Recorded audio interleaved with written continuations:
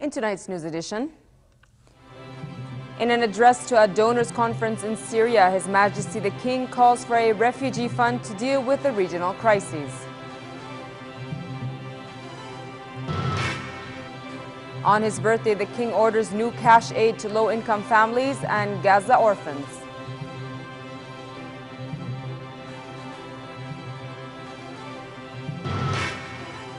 And Egypt's president cuts short a European tour to deal with the escalating crisis at home.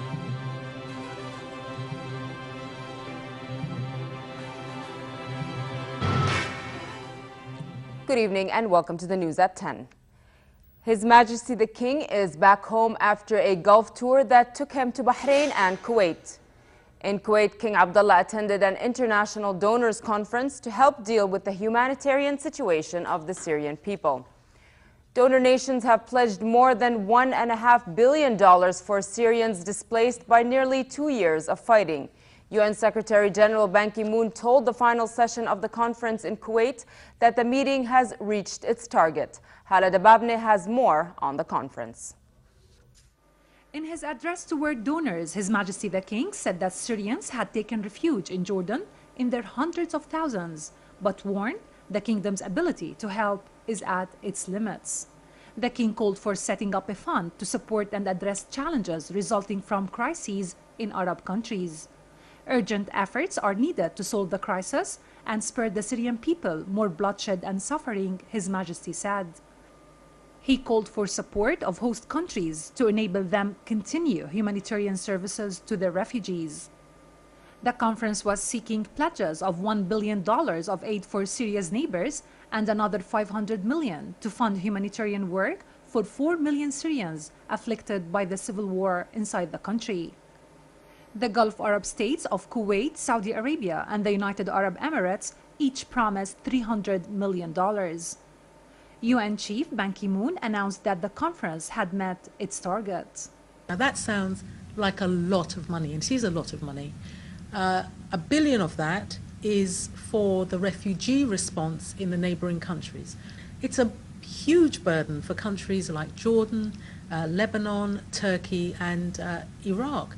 We all know that this could have a terrible regional impact. So supporting those neighboring countries is very important. And 519 million of it is for the response inside Syria. It's for the people of Syria. However, relief groups say converting promises into hard cash can take much time. One has said aid now reaching Syria is not being distributed fairly, with almost all of it going to government-controlled areas. In his address to the gathering, the UN chief denounced what he called unrelenting horrors in Syria's war. He appealed for an end to the violence and more aid to address a situation he said was catastrophic and worsening by the day, urging Security Council action in Syria. It requires the unity of member states, particularly the Security Council. That's the key, to have a unity of a Security Council to address all the crises which are threatening the peace and security of the world. Ban said Syrian suffering cannot go on, and Assad has a primary responsibility to stop the suffering of his people. The 60 participants at the conference included, in addition to Jordan and Gulf Arab states, Lebanon, Turkey, and Iran, as well as the United States, Russia, China, and a number of European countries. Khalal for the news at 10. On the sidelines of the donors conference, His Majesty held a series of meetings with heads of delegations. The King and Kuwait's Emir Sheikh Sabah Al-Ahmad Al-Jaber Al-Sabah discussed the situation in the Middle East, including Syria and efforts to achieve peace and stability in the region. The King and Lebanese President Michel Sleiman also discussed the conflict in Syria and its repercussions on neighboring countries, which took huge burdens for hosting a growing number of refugees. Syria and efforts to end the Palestinian-Israeli conflict on the basis of the two-state solution were also key issues during a meeting between the King and Tunisian President Al-Munsif Al-Marzouqi. His Majesty also met his heir apparent to Abu Dhabi, Sheikh Mohammed bin Zayed Al Nahyan, and UN Secretary General Ban Ki-moon. The king told the UN chief that the bloodshed and violence in Syria should stop and the world should exert more efforts to end this Syrian crisis and the plight of Syrian refugees. Earlier in Bahrain, His Majesty the King held talks with the King of Bahrain, Sheikh Hamad bin Isa Al Khalifa, concentrating on bilateral relations and lasting developments in the Middle East, especially the crisis in Syria. Both leaders reassured the strong relations between the two countries and the common keenness to enhance the bilateral cooperation for the best interest in all fields and cementing the common Arab work process.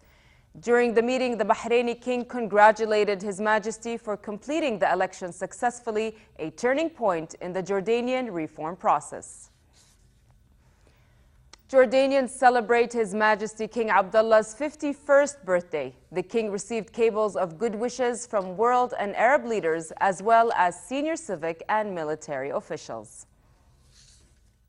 King Abdullah was born in Amman on January 13, 1962, as the eldest son of His Majesty the late King Hussein and Her Royal Highness Princess Muna.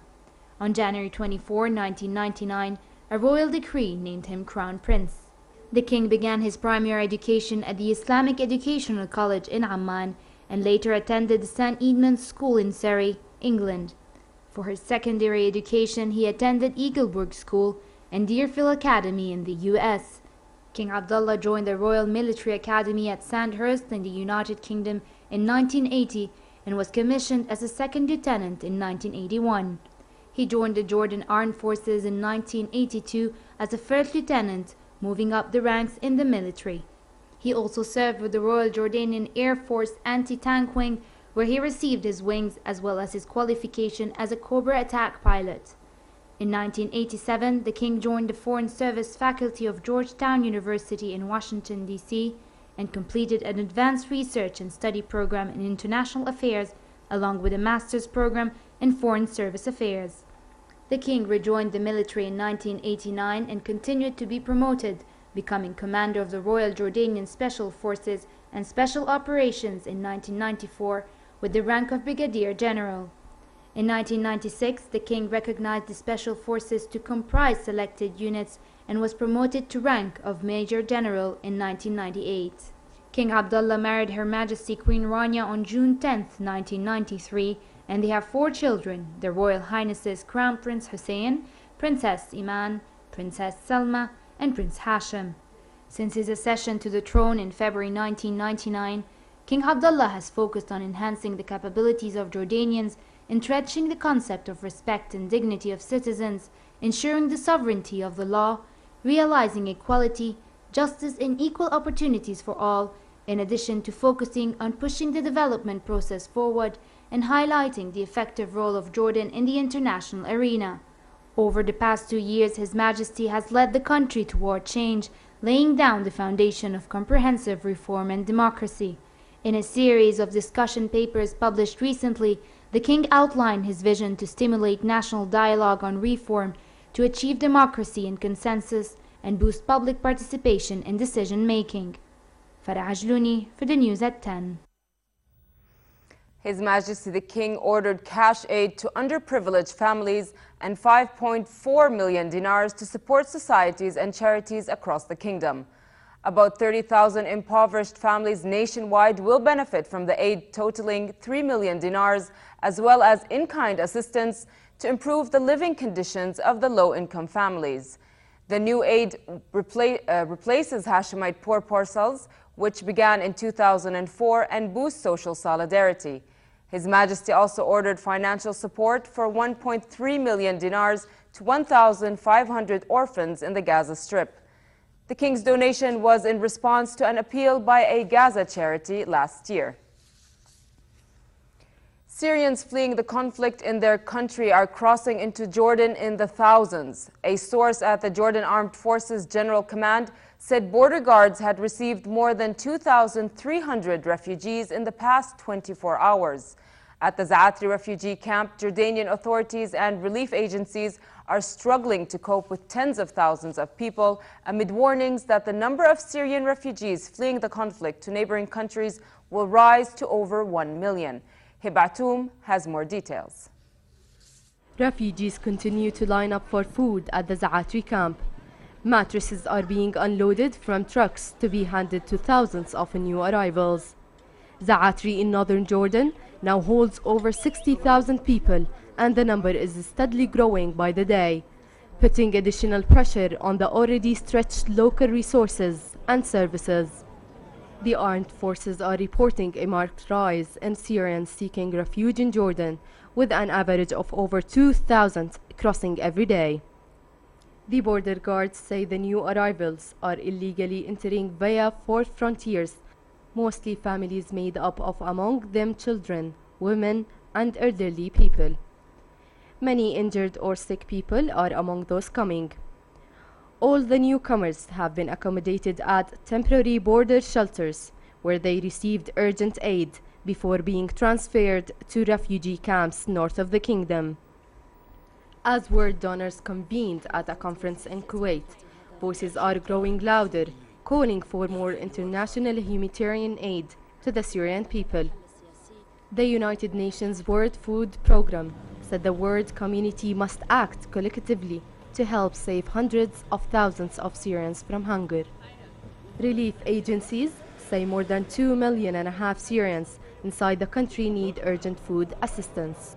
This is a challenge that the entire global community must work together to address. No child should go hungry because of the conflict in Syria, and no one country is responsible for ensuring that that child receives the support that he or she needs. We must all work together. The World Food Programme and other relief agencies are reaching hundreds of thousands of refugees in Jordan, Lebanon, Iraq and Turkey. The WFP says it needs to expand its operation to provide food assistance for up to 755,000 refugees. Hibal Atoum, News at 10. International mediator Lakhdar Brahimi said that the Syrian regime may be able to cling to power for now, but he warned the country is breaking up before everyone's eyes. Brahimi appealed to the council to overcome its deadlock and take action to help put an end to the Syrian civil war. Luay Balqar has the story.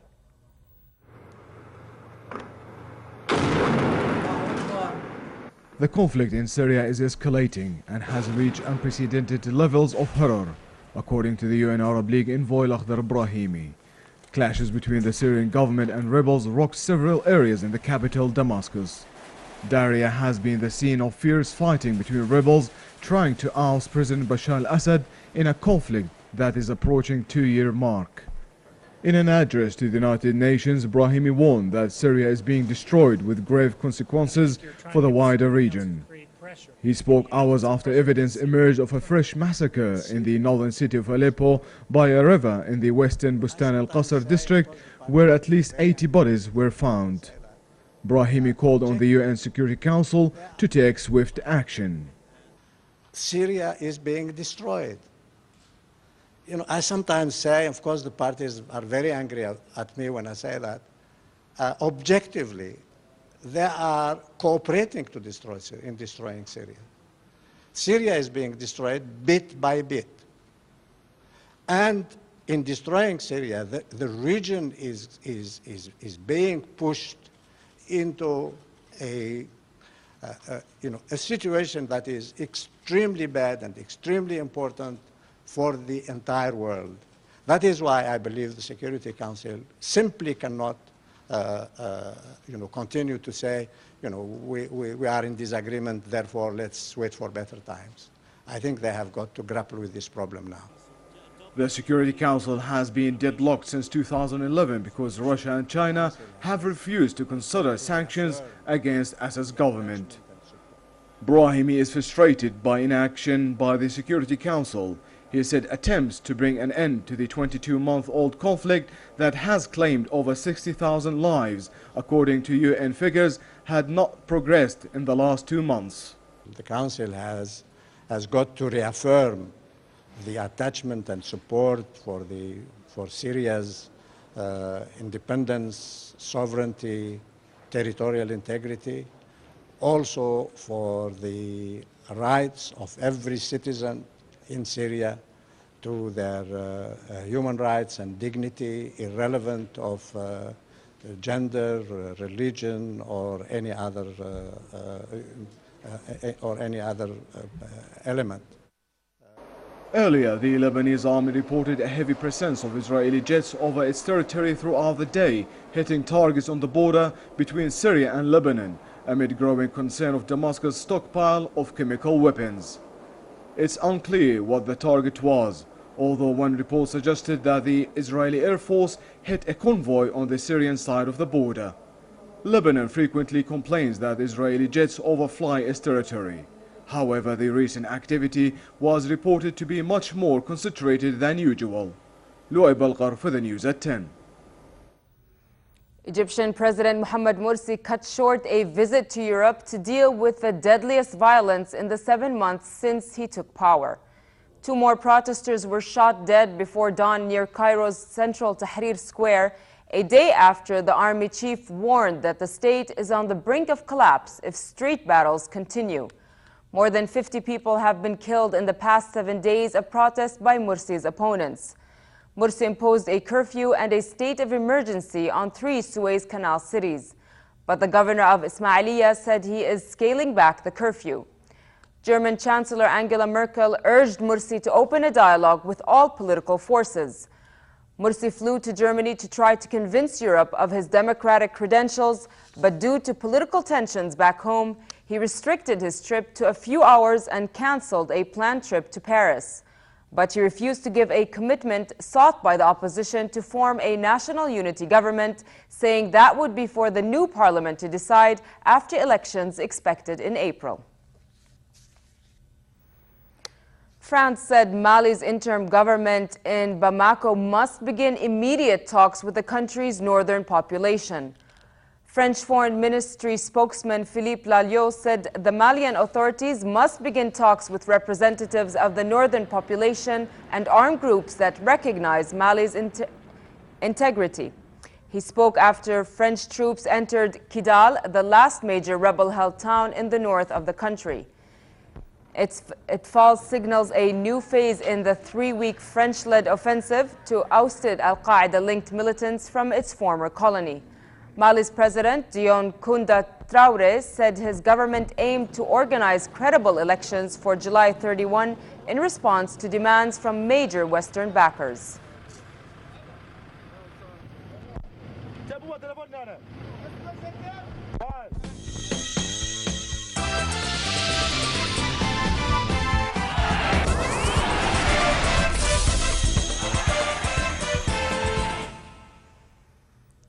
We start our sports news with some NBA action. The Milwaukee Bucks continued their hot streak by defeating the Detroit Pistons 117-90. The Bucks have now won 8 of their past 11 games, beating the Pistons for the first time this season. Brandon Jennings led the Bucks with 30 points and 6 assists, while Mike Dunleavy scored 17 and Monta Ellis had 14. The Bucks continued their high-quality play in the first 3 quarters and ended the fourth with a 27-point lead.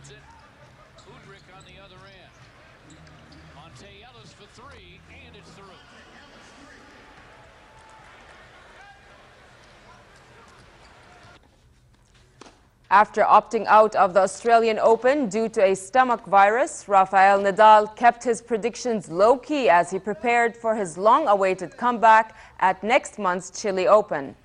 The 10-times Grand Slam champion, who had not played competitively since last year's Wimbledon tournament in June, has been sidelined with tendinitis in his left knee. Nadal's long absence from the circuit means he has slipped outside the top 4 in the world for the first time in more than 7 years. I can support the pain of the knee, and then if I am able to play these 3 tournaments in a row, I think it's going to work very well for me, because I will have 3 important weeks to prepare the rest of the season.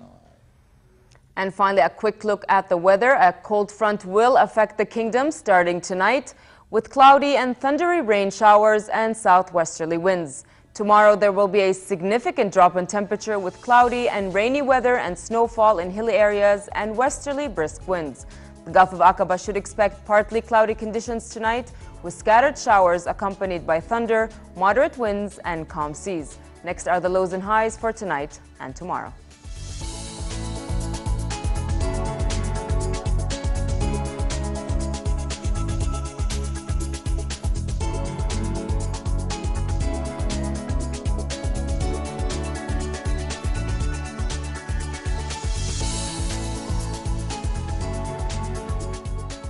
To end the news, here's a reminder of our top stories.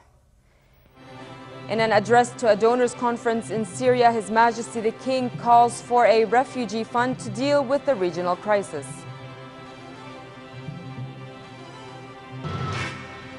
On his birthday, the King orders new cash aid to low-income families and Gaza orphans.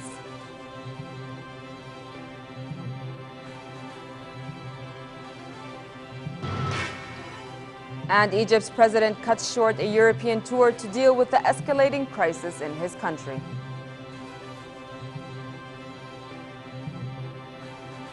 With that, we come to the end of tonight's news. I'm Nancy Khair. Thank you for watching and have a good night.